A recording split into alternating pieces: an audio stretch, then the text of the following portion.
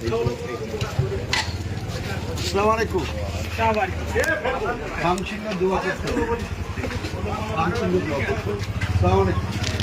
আরে বাবা নাসির বাবু যে, হ্যাঁ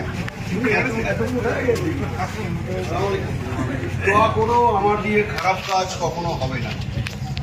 আল্লাহ যেদিন পর দিন বাঁচিয়ে রেখেছে, আমি যেন মানুষের সেবায় দিয়ে যেতে থাকতে পারি। ঠিক আছে, একটাবার চান্স বিধানসভায় আমায় দাও, দোয়া করো। নাসির দোয়া করিস না, মন থেকে বল। আরে আমার বলো কি কম্পিউটার। ঠিক আছে, আসি। হ্যাঁ হ্যাঁ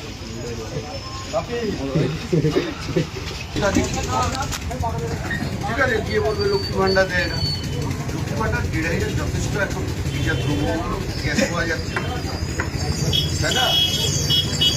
দোয়া করতে হবে, সবাইকে বলতে হবে বাড়ির ভোটটা আগে। মা, আমরা এই নওশাদ ভাইয়ের জন্য রাস্তায়, তুমি আগে দোয়া করো আর বউকে আগে ওঠাতে হবে। এইসব করে ভিডিও করো, আমি দোয়া করতে এই যে সত্যি কি আমরা সকলে ভালো আছি? একটু হাত তুলে বলুন। কেন না একটা উদ্ভূত পরিস্থিতি তৈরি হয়েছে।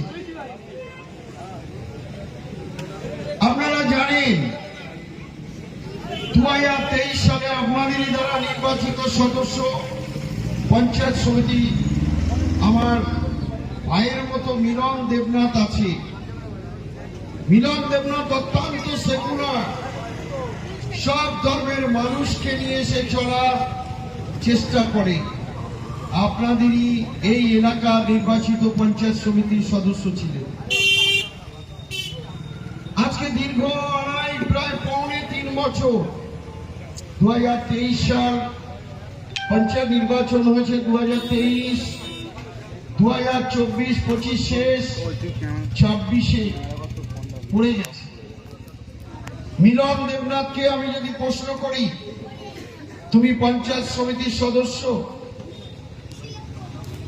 তুমি কি উন্নয়নের কাজ গণতান্ত্রিক উপায় তুমি জয়লাভ করেছো? আপনারাই নির্বাচিত করেছেন। সেই মিলন দেবনাথ কোনো উন্নয়নের কাজ পায়নি। কেন না, সে মিন্টু শাহজির সঙ্গে রাজনীতি করে। ওকে ঘরে ঢুকিয়ে দিতে হবে, ওকে কাজ দেওয়া যাবে না, উন্নয়ন দেওয়া যাবে না। আপনারাই নির্বাচিত করেছেন আইনুজ্জামানকে। আমার মনে হয় আইনুল একটু আমার পাশে এসে, এই আইনুলকে দেখে আপনাদের কি মনে হয়? এই আইনুল অত্যন্ত ভালো ছেলে, কাজের মানুষ। ও এই যে বিভিন্ন উন্নয়ন কিভাবে করতে হয়, রূপশ্রী মানুষ কিভাবে পাবে, মহিলারা, আমার মেয়েরা কন্যাশ্রী কিভাবে পাবে, বয়স্ক ভাতা কিভাবে পাবে, বিধবা ভাতা কিভাবে পাবে, এই যে এসআইআর আমি দেখেছি সারা দিন আইনুজ্জামান কাজ করছে, মানুষের ফর্ম ফিল আপ করছে, বিডিও অফিসে যাচ্ছে, এফিডেভিট করতে যাচ্ছে। সেই আইনুজ্জামান আমার সঙ্গে থাকে বলে আজকে 2.5-3 বছর তাকে উন্নয়ন দেওয়া হয় না। আজকে হান্নান এখানে আছে, হান্নান সেও চাকলা অঞ্চলের একজন মেম্বার।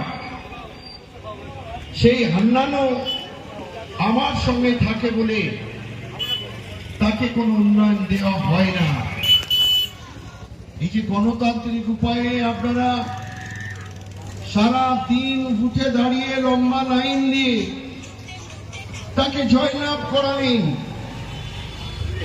কোন অদৃশ্য কারণে তাদেরকে উন্নয়ন দেওয়া হয় না। উন্নয়ন দেওয়া হয় না মানে সেই এলাকার মানুষ উন্নয়ন থেকে পিছিয়ে পড়ে। আচ্ছা, আপনাদের সঙ্গে তো আমি দীর্ঘদিন আছি, 2008 সাল থেকে আপনাদের সঙ্গে আমি চলছি। আপনারা আমাকে 2 হাত ভরে জেলা পরিষদে নির্বাচিত করেছিলেন। আপনাদের জন্য আমি জেলা পরিষদের কর্মদক্ষ আছি। আপনাদের কাছে নতজানু হয়ে আমি কৃতজ্ঞতা প্রকাশ করছি যে আপনারা আমাকে দুহাত ভরে আশীর্বাদ করেছেন। আমি এই চাকলা অঞ্চলের বিভিন্ন প্রান্তে কোথাও